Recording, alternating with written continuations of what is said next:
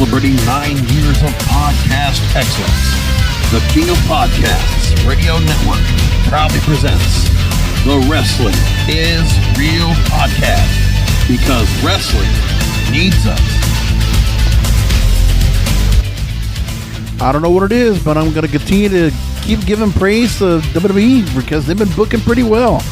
Better booking over the last month and a half or so after WrestleMania has paid off.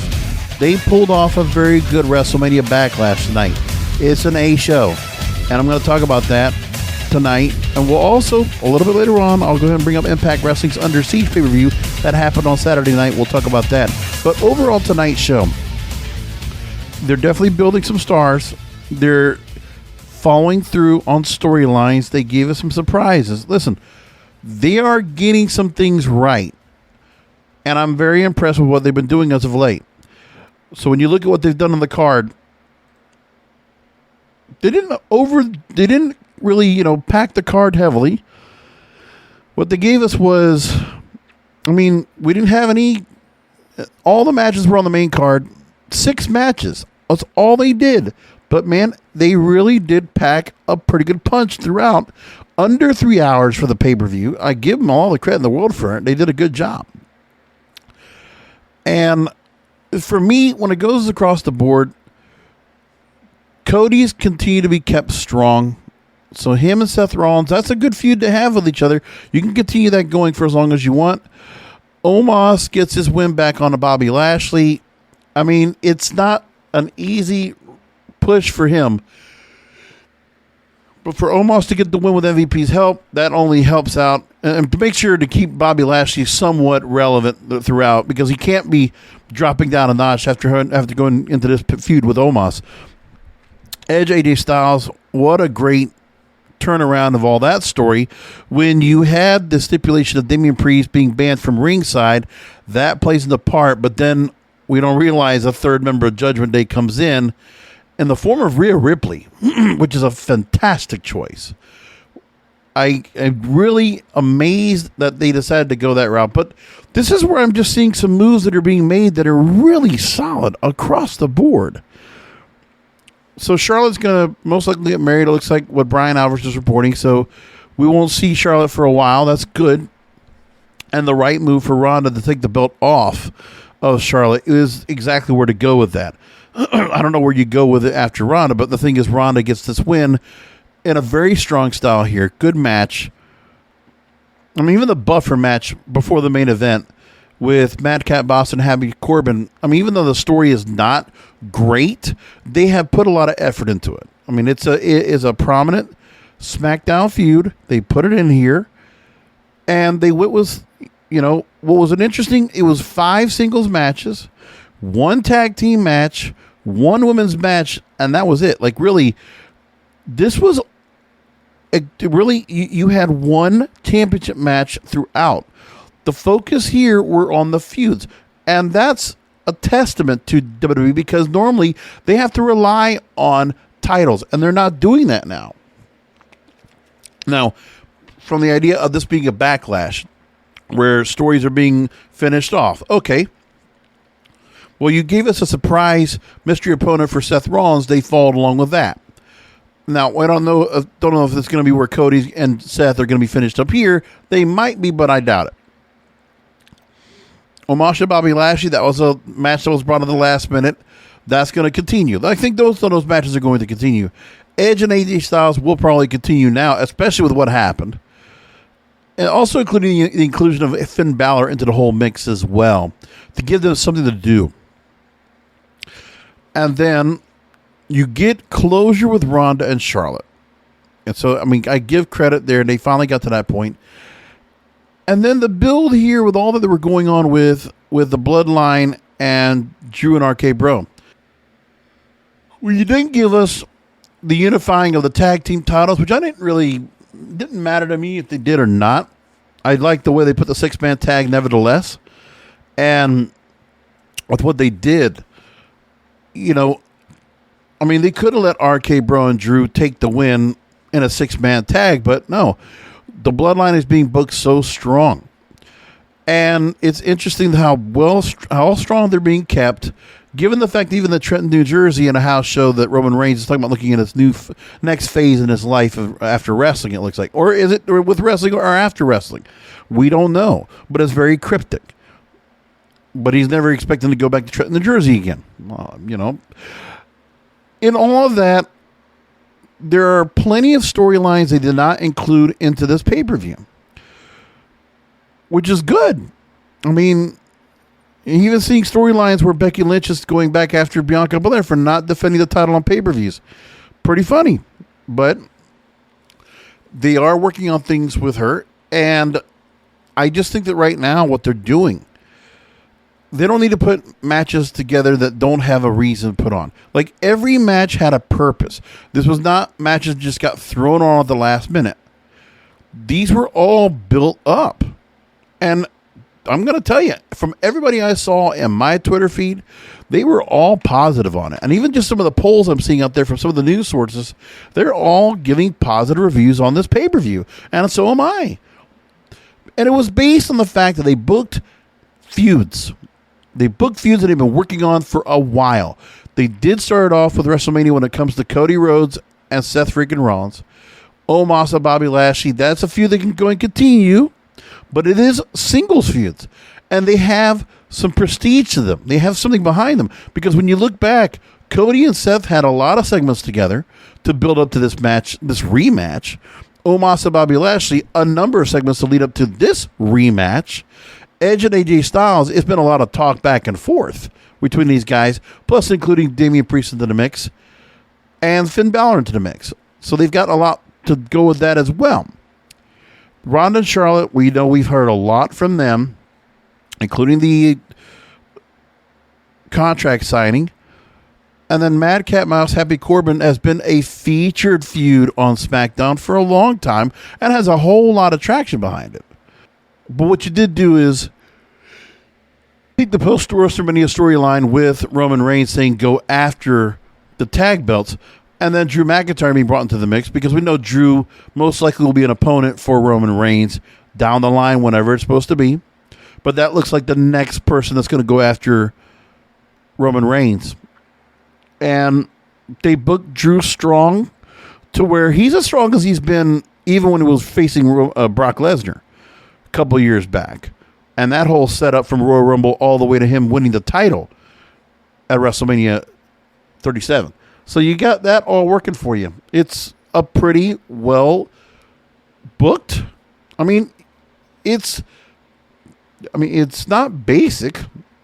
There's a little more layers to all these storylines. And I'm really just amazed by the card on how they decided with one title shown that they were capable of doing the way AEW does a lot, where they have a lot of singles feuds or a lot of tag team feuds, and they're doing it just on the feuds, on the basis of the merit of the feuds, not on the basis of the titles. They're actually showing you now that they're not having to be reliant upon the titles in order to put a good show together. This was very well booked and very well received. I would dare to think that anybody's going to really crap on this show for what it is. I don't. I think they did a really good job tonight. So let's go into it. Now, into the matches themselves. Cody versus Seth was not a bad way to start this. It was a good starting match. Sure, people are going to go ahead and pan it because of the fact it was the curtain jerker, but I mean, there are many cases where WWE will take a very big featured match to start off the night, but they wanted to get the crowd hot. Sold out Dunkin' Donuts Center, Providence, Rhode Island. They took this crowd, put him out there, and gave him a good show. Cody and Seth rocked it. They set the tone. And that's really what it comes down to, because everybody else had to step up. Everybody else had to step up. And there were just a lot of good work rate, good wrestling matches tonight in WWE style. All right? Because everybody you had out there, this is not like the super work rate and flip-flop and this and that. No, what we got was WWE style across the board. It is what WWE wants to have all together. Like, you're still getting good matches, but it is in the style that they prefer best. So Cody is being kept very strong right here. I I've really enjoyed these two feuding together. I mean, Seth is so obnoxious and annoying as a heel, and when he gets so pissed off, it works. Like, it does for me. Look, Cody and Seth have worked really well. And Cody getting the win again. Seth Rollins will probably continue to go back after. And it's funny that somebody says that Seth hasn't won a match on TV in 3 months, but he's still booked very strong. Like, he's still relevant and very strong throughout here. Seth freaking Rollins. It's amazing. Now, good long match. It was strategic. It was smart. They definitely worked on each other well. A lot of reversals and things. A lot of near falls. A good set match. And really, one thing I could tell you is that they didn't go overly crazy on the near falls on a lot of matches. This one they did quite a bit. They would have done much on the main event, but of course that's the style. But it wasn't bad, and they gave him a lot of time. 20 minutes in this match. Solid. Omos and Bobby Lashley, next match. And for this, MVP gets in the interference, and that's how they get the win. And you know, it's all you can do is just continue to try to keep building Omos and make him work for something for a while. He looks massive, right? The way he's presented is great. It's just going to take time to keep him covered and, you know, not showcase that greenness about him. Keep it simple and treat him like a giant. Now they're calling him the Nigerian Giant, which is, you know, Kamala with the Ugandan Giant. Now we got a Nigerian Giant. Hey, to go ahead and bring back a gimmick like that without the the banana on the belly, all that kind of stuff, and all the face paint, we don't have that here. Omos is just being built as just a big brute. Big guy. And MVP is the right guy to go and put into this mix. It's just Omos is very vanilla right now. There's just not much to him. There needs to be more depth. You work on that. It's going to take time. And I feel like even though you put him out there as the protection for AJ Styles, I'm starting to second guess if that was the right idea to have Omos with AJ Styles. And it's not like AJ Styles wasn't doing a good job with him. It's just that Omos needed to have this kind of push. But they had him out there. And, you know, working tags, yeah, it protected him somewhat. And they're still protecting him now. But he still has to work himself up. He has to get himself at a certain level very soon. AJ Styles and Edge, also really good match here. 16 minutes for this match. These guys are rocking it. And then we get the angle into the match where Damian Priest looks like he's going to interfere, but then we get a mystery person coming out that creates the right interference for Edge to win over AJ Styles by technical submission. And I'll tell you what, man, the reveal was fantastic and the crowd loved it. Rhea Ripley joins Judgment Day, a third member. Now, we don't need more than 3. I think a trio is perfect. Right here, this is a great move. Edge working with 2 young stars right now on the coming up. This is a great move. And I'll tell you, whoever got the idea to get Edge to go and really recreate himself again in this heel persona, and probably the best heel persona that I've ever liked of him. Better than Rated R Superstar, better than The Brood, all of that. This is the favorite version of Edge I have so far, because he's now mentoring these 2 young upstarts here. And Rhea Ripley, everybody kept saying the same thing. This is the best place for her. She's now going to get it positioned right, and probably even better than she was in her role in NXT. Well, I'm going to tell you this. This is going to probably work out better than her NXT run, because I think putting her in this role here fits. Instead of her being a lone wolf out here, I like this move better. Painted her hair black. She fits the role. I like what they're going to do with it here. It fits right. It feels right. And I'm glad that Edge is getting to do this here. This is going to be some real beneficial work if everything works out right, and both Damian Priest and Rhea Ripley benefit from Judgment Day. This is a stable that we need to have happen that will work. And some of the other cases where we see some of the stars being paired together, or Ray works with Dominic, or RK or Reddy, or working with Riddle. That's the right move here. MVP and Omos, these are the right moves to go along. So I like all of this. It was just really well done. And now you got someone to watch on Raw. Like, what in the world? Rhea Ripley moves over here.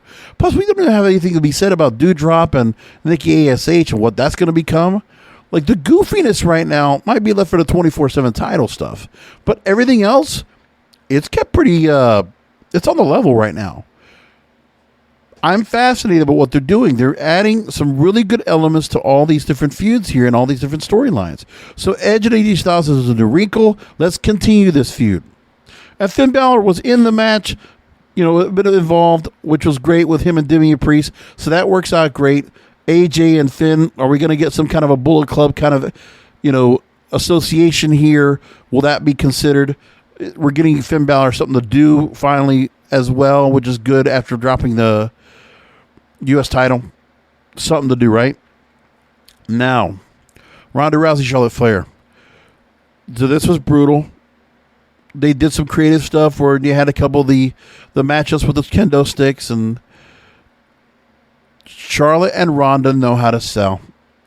They really sell, and that's the one thing I always did like about Charlotte Flair is when you put her in a good match and she has to sell, she cries and yells just like her daddy did. And Rick was one of the best at selling. I'm just going to, no. I'm like really just selling it steadfast. This was a good matchup, really. You let them spill into the arena. We don't get much of that anymore. And Charlotte was very cocky towards the end. And then the arm bar to the chair was a right move. And that arm bar, and then Ronda just coming in really cocky at the end. Twists and twerks it. And they talk about an injury to the radius on her arm for Charlotte Flair, as she does say I quit twice. And Ronda Rousey, SmackDown Women's Champion, the only title change, the only title match. I'm fascinated by that. I think what a great move here. Fascinating how they put that together. So good selling in this match on both ends. Rousey and Charlotte, excellent work. And now Rousey has to take on somebody else, because Charlotte's off getting married, it sounds like, and that's it. Ronda has to have a new opponent. Now, could it be Sasha Banks? Well, Sasha's right now working in tag team. My guess, just saying to me, I can see where Ronda comes out and she celebrates with the belt. I think Bayley comes out this week and she'll confront Charlotte Flair, or she'll confront Ronda Rousey. Something tells me that will be a great move if they can do that. I don't know if Bayley's ready to come back, but it sounds like she's been ready to go. Let's see that. I'd like to see a fresh feud for Ronda as opposed to going after someone else within, unless we're going to go to Shayna Baszler, which I doubt that's going to happen. But it would be nice if they did. Madcap Moss, Happy Corbin, it's a flat feud. Look, I mean, it makes sense. Everything is logical behind this. But I just don't care for Madcap Moss. I'm not behind him so much. And Happy Corbin, look, Corbin is a really good worker, underrated for what he does. And, I mean, people don't respect the man for what he does out there and how well he works, because he is an excellent worker. He really does well out there. He's gotten so good, and he's pretty seamless across the board. You know, I don't know what if you keep the Happy Corbin gimmick going, because that only worked when him and Madcap Moss. Do we kind of evolutionize Corbin to something else, or do we keep him as such? I don't know yet. But Madcap Moss could benefit from a wardrobe change right now after he finishes off Happy Corbin, and that feud is now complete. He got the win, even if it was, in a sunset flip. The win was a win. So we could go ahead and move along from Madcap Moss into doing something else. Let's just change him up. Can we do something else with him? Something a little bit different. No suspenders. And maybe just something to give him, let him just move the gimmick forward from being the jokester. Let's see what they do with him next. What's the next layer we get of Madcap Moss going forward? That's what I want to find out. 6-man tag with Roman Reigns and the Usos, the Bloodline against RK Bro and Drew McIntyre. Drew and Roman were the focus for me in this match, because I wanted to go and see what they were going to do with Drew and Roman. and how they were going to book them when they did get each other one-on-one. Of course, it was teased early on, and Paul Heyman was all upset about it and flustered. But then eventually we got those two in the ring, and they're killing it. And they kept Drew looking pretty strong throughout. And with the way everything finished, Roman gets the spear on Riddle as the odd man out. Randy looks really strong here. And, I was listening to Wrestling Observer Live on Sunday night, right before the pay-per-view. And, they did talk about the fact that they now have pretty much 3 or 4 different potential opponents for Roman Reigns. So, because somewhere you could say, hey, you want to go and put Riddle up against him? You want to put Randy Orton up against Roman Reigns? You can do that, I guess. They're all kind of getting thrown in that mix right now. But Drew McIntyre is ultimately the next opponent, the next major feud. And then, Shinsuke Nakamura is a monthly feud. Well, if you want to get to that eventually, Shinsuke and Roman Reigns, you can have that match. You can have it on TV. You don't want to throw it on a pay-per-view just as a big buffer match just to give Roman a title defense. You could do that too. But Roman needs to have a title defense at some point. After WrestleMania, let's get him one more match like that. And, I don't know what you do. We're coming for Hell in a Cell. Like, it's landing right now on this. So Edge and AJ Styles, putting that in the Hell in a Cell would be pretty good. And I don't know what else you have next after that. Like, you want to have one women's Hell in a Cell match, one men's Hell in a Cell match. I don't know where you're going to go to get to those matches. But those are 2 matches to consider.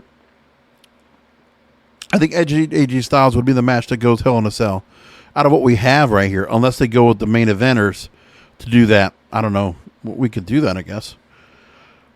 But overall, good pay-per-view tonight. There's a lot to look at, and I think they're just starting to kind of put things together. Since WrestleMania, you don't have the benefit of Brock Lesnar, Stone Cold Steve Austin, and Ronda Rousey is here, and she's working, and you got Cody Rhodes to come in to help, bolster the troops and give a little bit of star power in there that is being injected now into the mix, which is good. And you have a number of stars that did not make the show tonight, which is okay too, because you got them to go and work later, right? No Theory, no Bianca Belair. We didn't put them on. And there's a whole lot more that can be done. Like it's nice to go and see that they didn't have to stack this card up. 6 matches was just right, just under 3 hours. It was a good premium live event, effectively done. And a sold-out crowd, which is a win-win altogether. WWE, man, they're just figuring it out. And some of the creative booking has made sense. It's logical. It's not cringing. I don't cringe watching the storylines now, which is the really important part. And we got to keep focusing on that here on the program going forward, because I think they're making some really good moves out of all that. Now, I got a couple of quick notes I want to talk about when it comes to Impact Wrestling Under Siege, which happened Saturday night.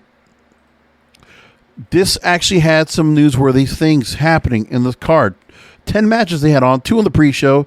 Josh Alexander retains the Impact World title. That I think was going to be a no-brainer. I didn't think Josh Alexander, after winning the belt at Rebellion, was going to drop it. And then you see Briscoes in their first match in Impact Wrestling take out Von by Design, which was Eric Young and Diener. So no Joe Doring in this match. Young and Diener defended the belts in Freebird style. And first time out, Briscoes, just like that, Impact World Tag Team Champions. Ace Austin, Tasha Steelz retained the X Division title and Impact Knockout World titles, respectively. And we also saw Mia Yim returning, who was formerly known as Jade here, of the Dollhouse back in Impact Wrestling when Billy Corgan was still running things. But Mia Yim now gets to be called Mia Yim, and her first feud is going to be Deonna Purrazzo in a feature feud. I like it. And then you also have Sami Callihan coming out to confront Moose. As Moose has dropped the belt, now Sami Callihan is back in storyline and goes after Moose. And obviously we see Sami Callihan's storyline with the way they were building the packages, that obviously there's a list of Sami Callihan wants to go ahead and take down. It's good to see Sami Callihan back. It was a really wanted hand right now to bring back into the mix. It's really great stuff. So in the night, Heath and Rhino over Raj Singh and Shira, throwaway match. Rich Swann over Laredo Kid and Mike Bailey by pinfall. By the way, Willie Mack announcing he will no longer be staying. He did not agree to a contract extension with Impact Wrestling, so Willie Mack is a free agent. So Rich Swann's going to be back to singles action. Where do we go with him? If he goes back to the X division, or where do they go? Because he's a former Impact World Champion. Now, it's like, what's the next step for him? I mean, he definitely should be in the mix of something somewhere. So that's a hell of a match. Rich Swann over Laredo Kid and Mike Bailey by pinfall. These are some of the matches I missed. Unfortunately, I missed that match. I missed Giselle Shaw defeating Madison Rayne. And I missed Chris Sabin defeating Steve Macklin, which I was surprised that Sabin was given the win. But Sabin is continuing to be kept strong. And Macklin, taking a loss here, that's not a bad thing here. But maybe those guys are going to continue to work with each other going forward. Taya Valkyrie retains the Reign of the Reinas Championship of AAA. And like I said, Deanna Marie and Mia Williams right now on a new program. That's set up. Ace Austin, keep an eye on him. He defeats Trey Miguel for the X Division title. And now he's Japan bound. Ace Austin's going to get on the radar of a lot of people coming up. He's going to debut for New Japan Pro Wrestling and the best of the Super Juniors. This is where Impact Wrestling gets the best benefit. Because if you look at the New Japan website, they're talking about Impact Wrestling. They're reporting on them. And there's going to be some stars that are going to come over from Impact Wrestling to work New Japan. And people are going to start paying attention to those Impact stars because they're working New Japan. Just like the AEW stars are going to be. New Japan, they're kind of needing some new blood into the mix right now. And this is going to help. Ace Austin should do really well in New Japan. I like his work. And I think somewhere down the line, that guy's got an option C for the world title. And he did re-sign, so he's got a future with the company. And right now with Ace Austin, I don't know where else he was going to get the gateway to Japan with any other company, but this is great for him. Honor No More over Bullet Club in a 10-man tag team match. And then Tasha Steelz in a good match over Havoc, Impact Knockout World title. We're talking about the Briscoes. And then Josh Alexander over Tomohiro Ishii, the Stone Pitbull, for the world title. It was a good night. We got a title change. That rarely happens on Impact Plus pay-per-view. And then a couple debuts of significant stars, upper mid-card, that are going to be very important going down the line with some featured feuds to kind of keep things fresh. Like overall, their X Division's very strong. You got a lot of women in the mix right now when it comes to the tag team division, when it comes to the knockouts division. The big factions with Honor No More and Bullet Club facing each other and fending off, which is good. And Violent by Design's been part of that mix too. There's a lot there. Briscoes will have a lot of tag team opponents to go after, a fresh slate of tag team opponents.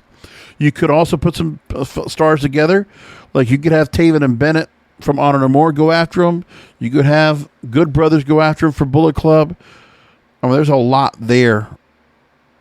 And then other stars, you can always have the Motor City Machine Guns get back together and pair up against the Briscoes. There's a lot of stars to put into this mix that you have available. Heath and Rhino, if you really want to do it, I don't care. Major players, you could put them in that. Briscoes will have a lot of work to do. They'll have a lot to work on right now with Impact Wrestling, depending on what they decide to do. It's good stuff.